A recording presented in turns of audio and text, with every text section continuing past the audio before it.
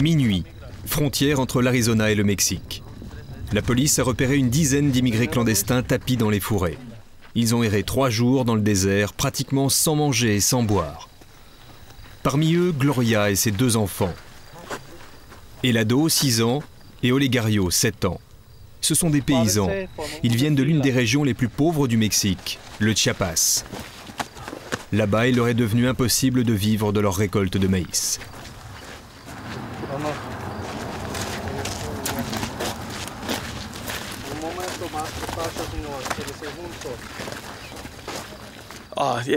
Ça me fait mal au cœur de tomber sur des mômes aussi petits. Comme les autres, ils n'ont aucune idée de ce qui se passe. Ils se retrouvent à courir dans l'obscurité, ils doivent crever de peur. Ils nous voient leur tomber dessus avec des torches, ils doivent être paniqués. Ils ne comprennent vraiment pas ce qui se passe.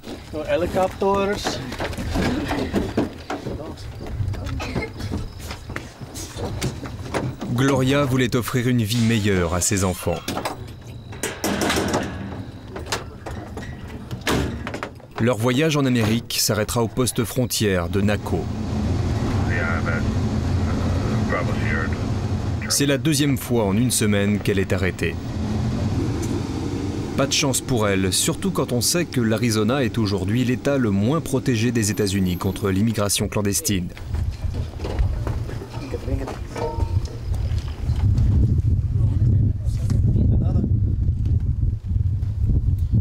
Depuis le renforcement des mesures sécuritaires à la frontière avec la Californie et le Texas, c'est devenu la frontière passoire. On estime que plus de 2 millions de candidats tentent leur chance chaque année.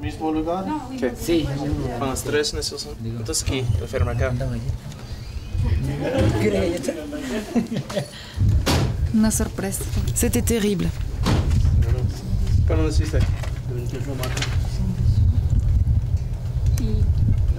Vous allez faire quoi?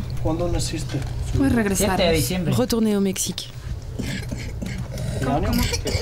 Ça va? Pas très bien, comme vous le voyez.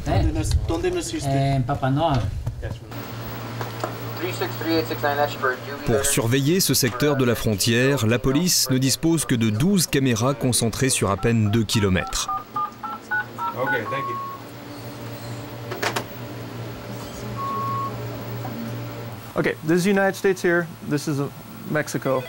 Ici, c'est les États-Unis. Là, c'est le Mexique.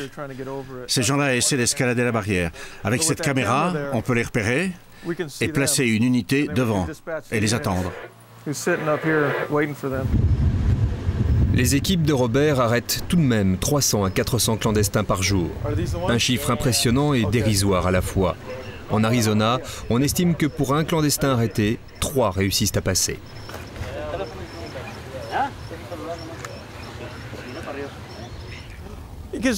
Les 2 là se sont cachés sous la maison en pensant qu'on ne les verrait pas. Ils comptaient attendre pour se diriger vers le nord. Partons d'ici avant qu'ils nous balancent des pierres de l'autre côté du mur. Difficile de comprendre pourquoi ces 2 clandestins ont pris le risque de franchir la frontière juste ici et en plein jour.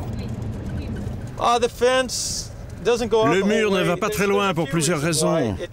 Ça coûte trop cher, on n'a pas vraiment les budgets. Et en plus, on a des lois très strictes sur l'environnement et la protection des animaux sauvages. On ne souhaite pas fermer cette frontière et les empêcher de circuler.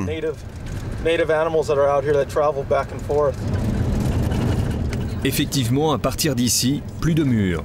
Sur plus de 900 km, seul un barbelé sépare les 2 pays. Alors, côté mexicain, le trafic va bon train. Tous ces véhicules sont remplis de candidats au passage.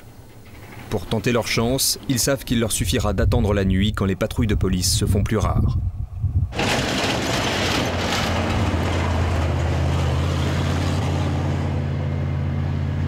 Un cauchemar réveillé pour Chris Simcox.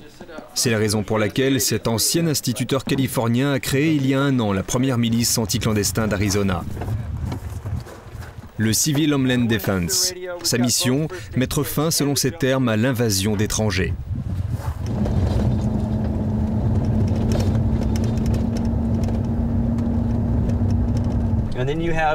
Ici, les habitants de la région avaient trouvé un véritable paradis. Ils ont leurs terres, certains sont retraités, ils sont en famille, Et aujourd'hui, ils ont des milliers de clandestins qui traversent leurs propriétés tous les jours. Alors nous, on est là et on essaye de travailler le plus près possible de la frontière.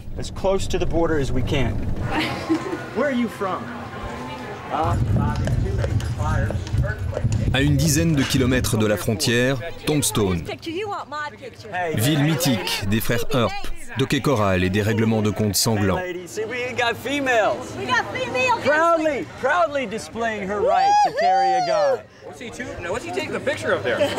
C'est ici que Sim Cox a élu domicile et a lancé son journal.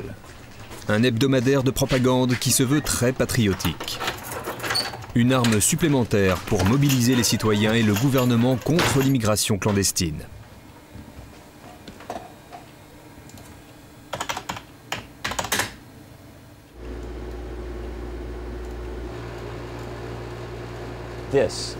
Il y a état d'urgence. Nos frontières sont envahies. On en a marre. Les citoyens doivent se mobiliser et faire le boulot eux-mêmes pour obliger le gouvernement américain à réagir. S'ils n'apprécient pas notre travail, ils n'ont qu'à venir ici et faire le boulot pour lequel on les embauche. Nous les avons élus, ce sont nos impôts. Nous exigeons qu'ils s'en servent pour représenter les gens qui vivent ici. Mais à Tombstone, où les habitants vivent essentiellement du tourisme, Sim Cox n'a pas que des admirateurs.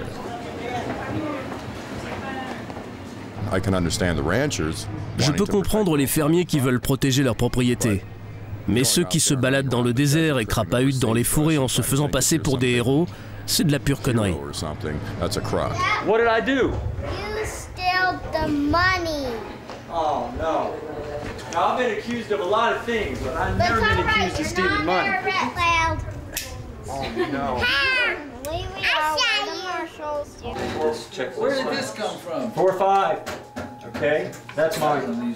That's mine. Those need batteries, don't they? Yeah, probably. Au QG de Sim Cox et de ses miliciens, ils sont une quinzaine, hommes et femmes, à se réunir quotidiennement. Tous des volontaires, salariés ou retraités, qui consacrent une grande partie de leur temps aux patrouilles dans le désert. Outre les lampes de poche et les talkies, tous sont armés. Tout le monde dans ce groupe a un port d'armes et a reçu un entraînement très poussé sur leur maniement et sur la législation pour savoir quand pouvoir utiliser une arme mortelle. Dernière revue de matériel pour les miliciens avant l'opération du soir.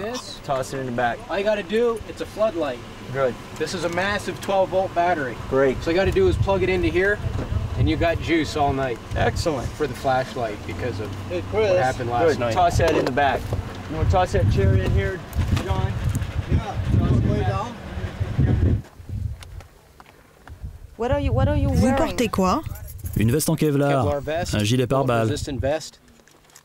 Pourquoi? Ah, parce qu'il y a pas mal de sales types qui traînent dans le coin et qui nous tirent dessus. C'est une zone dangereuse. La nuit dernière, il y a eu une fusillade. Et pour moi, c'est une protection supplémentaire. Ce n'est pas seulement l'équipement, mais également l'état d'esprit de ces miliciens qui ressemblent à des soldats en partance pour le combat. Le président Bush a clairement demandé aux citoyens américains de l'aider dans son combat. Et pourtant, il y en a qui ne comprennent pas et qui nous font passer pour les méchants. Mais ce n'est pas vrai. On essaie juste d'aider.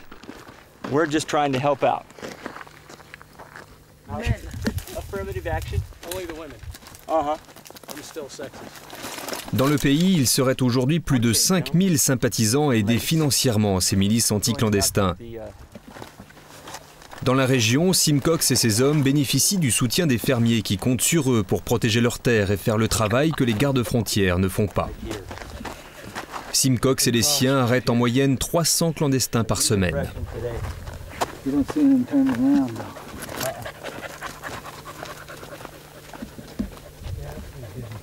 Nous avons des empreintes très fraîches. Ils sont probablement passés par ici dans les dernières heures. Nous savons qu'un groupe s'est dirigé vers la rivière. Et ils sont dans le coin.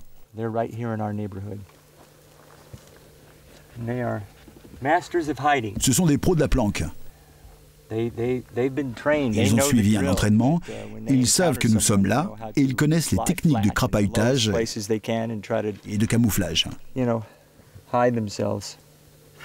Maybe they ran back a little, I don't know. Because it looks like on the... No, you may be right, right there. It's about right there. It's right there. They cut across. This is where they cut. Okay, well that's... You're gonna put me... En effet, à la frontière, côté mexicain, le trafic est intense. Les candidats au passage circulent même à pied. Helado est un habitué. Depuis 12 ans, il passe la moitié de l'année côté américain. Je préfère attendre la nuit pour traverser. Il fait moins chaud, c'est plus facile. Et c'est mieux pour ne pas être repéré par la police des frontières.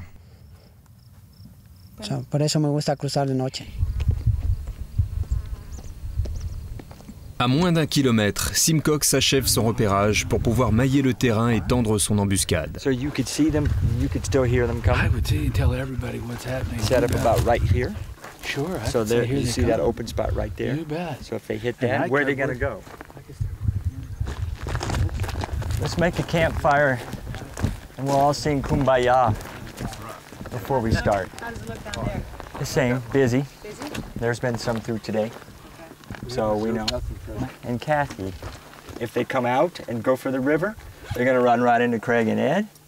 If they decide to keep coming up the trail, they're going to run into Kathy and John. And by that time. Les miliciens prennent les positions que Simcox leur a attribuées. À partir de maintenant, l'attente se fait dans le silence le plus total. Les jumelles infrarouges seront leurs yeux et les talkies le moyen de communiquer entre eux. Sit! Alto! Sit to say! Sit to say! Now! Down!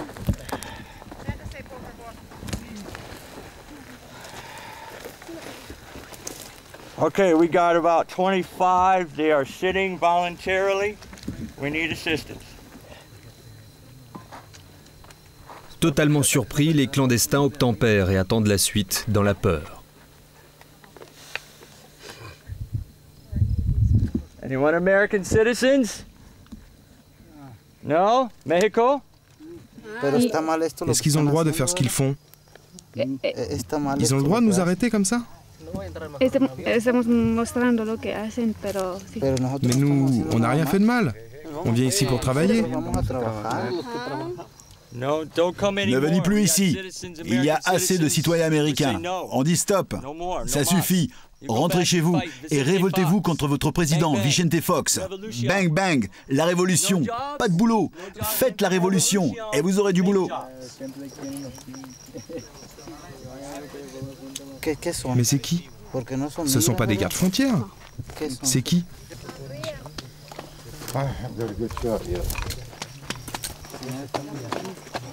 Polonais, Allemands, Russes, Brésiliens, Chiliens, Jamaïcains, Argentins, Grecs, Pakistanais, et la liste est longue. Les Allemands, qu'est-ce que les Allemands viendraient faire ici? À vous de me le dire, j'en ai pas la moindre idée. Il semble que le monde entier sait qu'en entrant au Mexique, ce que tout le monde peut faire, on peut pénétrer aux États-Unis. Vous trouverez toujours quelqu'un pour vous faire rentrer. Arrêter une personne sans la présence d'un policier et la maintenir en détention est illégal en Arizona. Mais depuis quelques mois, les policiers totalement débordés ferment les yeux, surtout quand les prises sont aussi importantes. Eh bien, on en a tous marre de faire ça. Mais comme vous pouvez le constater, la police des frontières a besoin de notre aide. Ils travaillent avec nous. Il y a quelques mois, ils ont essayé de nous arrêter. Ils voulaient se débarrasser de nous par tous les moyens. Mais aujourd'hui, ceux qui étaient contre nous ont été renvoyés.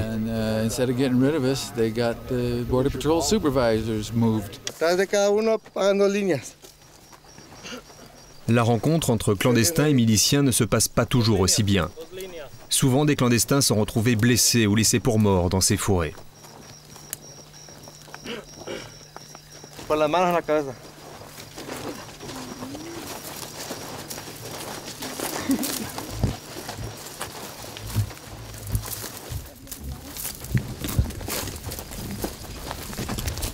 Les policiers quittent le terrain. Avec les clandestins arrêtés ces dernières 24 heures, ils ont trop à faire au poste frontière. Simcox et les siens se concertent pour le prochain traquenard. La nuit risque d'être longue. Un nouveau groupe de clandestins serait sur le point de traverser la frontière. We can use the truck for light if we need. So we'll do the same set. Stay on the road then? We'll do the same. Once this group is gone, then we'll set up here on the road again and do the same situation. And you and I go back there again? No, no, the same we did last night. Oh, because I got my chair and everything back there. We'll go get it. We'll go bring that stuff back in. À peine la mission de Simcox achevée, un autre frère d'armes prend la relève et investit un autre secteur. Glenn Spencer, milliardaire à la retraite et ancien ingénieur, a mis toute sa fortune au service de la lutte anti-clandestin.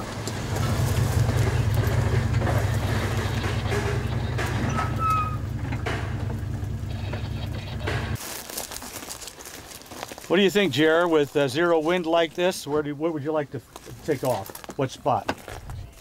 Les armes de Spencer, les gadgets high-tech. Sa dernière folie, un avion espion téléguidé équipé d'une caméra. Un drone en langage militaire. Coût de l'investissement, un demi-million de dollars. Capacité de vol, 1h20.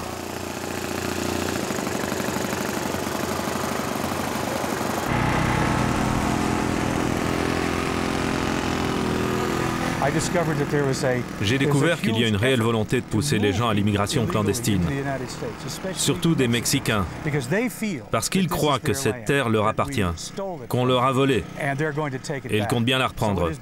Donc c'est plus qu'une migration économique, c'est une migration politique. La reconquête.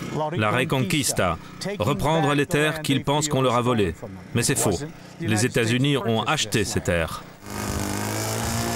Spencer a déjà investi dans 2 mini-drones, mais espère en avoir une trentaine de plus d'ici 1 an. Suffisant, pense-t-il, pour surveiller 24 heures sur 24 la totalité de la frontière entre l'Arizona et le Mexique. Le drone repère les points de passage des clandestins et les retransmet en temps réel aux gardes-frontières ou aux fermiers. Aujourd'hui, c'est à côté de la rivière San Pedro, l'un des principaux points d'entrée des immigrants illégaux, que le trafic semble le plus important.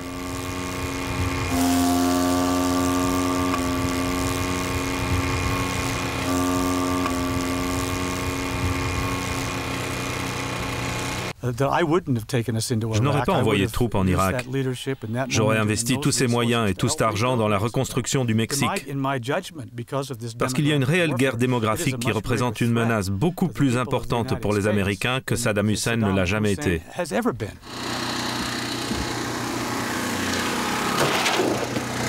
Autre bijou technologique qui fait pâlir d'envie la police, une cinquantaine de capteurs ultra sophistiqués disséminés sur la frontière. Ces témoins électroniques sont sensibles à la chaleur du corps et se déclenchent au passage des clandestins. Une fabrication maison au coût total de 300 000 $.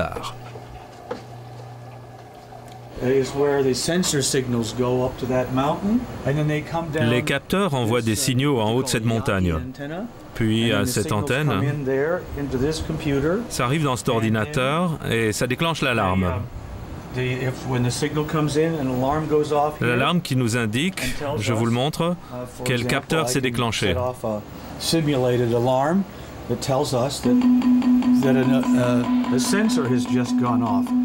On peut voir quelle direction prennent les clandestins et combien ils sont. Et alors tout le monde ici est alerté. Spencer est aussi branché en continu sur les fréquences des gardes-frontières, histoire d'être au plus près de l'actualité. Leurs micros restent souvent ouverts et on peut entendre leurs discussions et voir comment ils travaillent, les difficultés qu'ils rencontrent lors de leur recherche de clandestins. C'est très instructif pour nous. En Arizona, ils sont nombreux à chasser les illégaux, mais très peu à leur venir en aide. Karen, Linda et Maria font partie des rares personnes à se soucier de leur sort. Elles font partie des Samaritains. Une organisation non gouvernementale qui tente d'apporter à ceux qui ont déjà franchi la frontière un peu de soutien. Il s'agit souvent d'eau, de nourriture et de produits de première nécessité.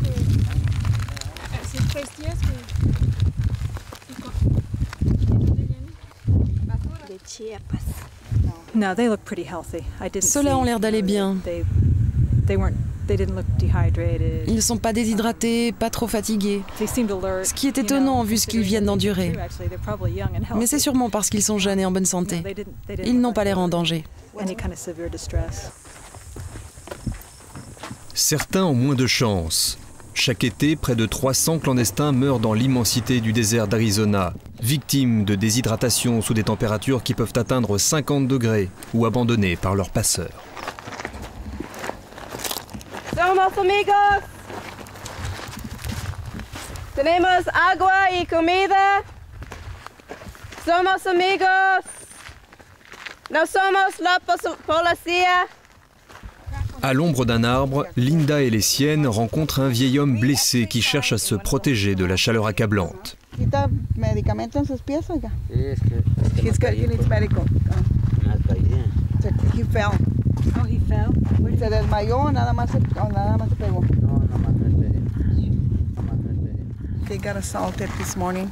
Il a été agressé ce matin vers 2 heures par une bande armée. Il a perdu tout son groupe et il est tombé en courant. Benedicto a 63 ans. Il est à bout de force. Cela fait 5 jours qu'il erre dans ce désert, abandonné par son passeur. Il voulait tenter sa chance et rejoindre son fils qui vit et travaille à Washington.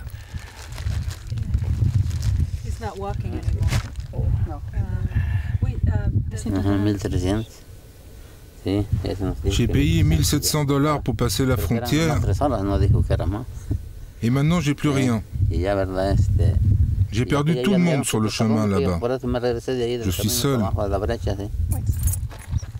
Les Samaritaines vont l'aider, mais dans la limite de ce que la loi leur permet.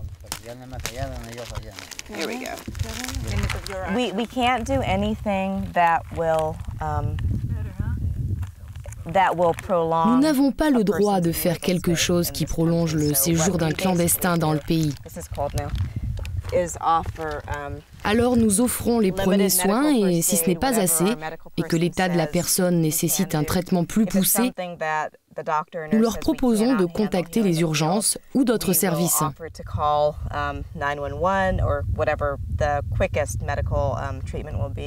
Et en ce moment, nous intervenons beaucoup sur le terrain. Benedicto a la cheville cassée. Maria tente de joindre la clinique la plus proche. Pas de veine, personne ne répond.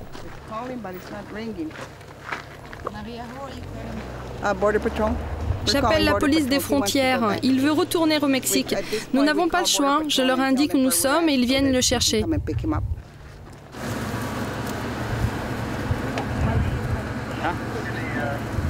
Benedicto sera raccompagné à la frontière avec un passage au commissariat de Naco pour les formalités d'usage et pour soigner sa cheville.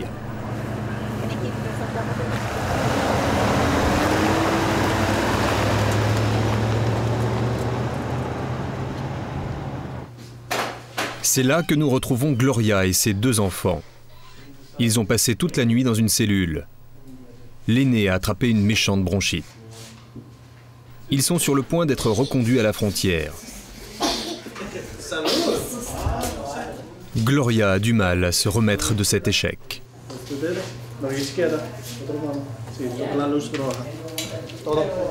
Son mari, lui, par contre, n'a pas l'intention de se laisser décourager.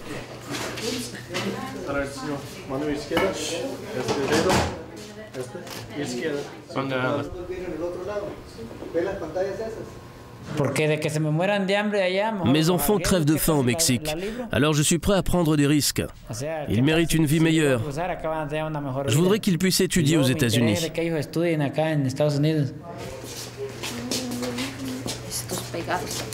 C'est la 3e fois que Gloria et sa famille sont arrêtés. En Arizona, ils ont le droit à une vingtaine de tentatives de passage avant d'avoir de sérieux problèmes avec la justice américaine.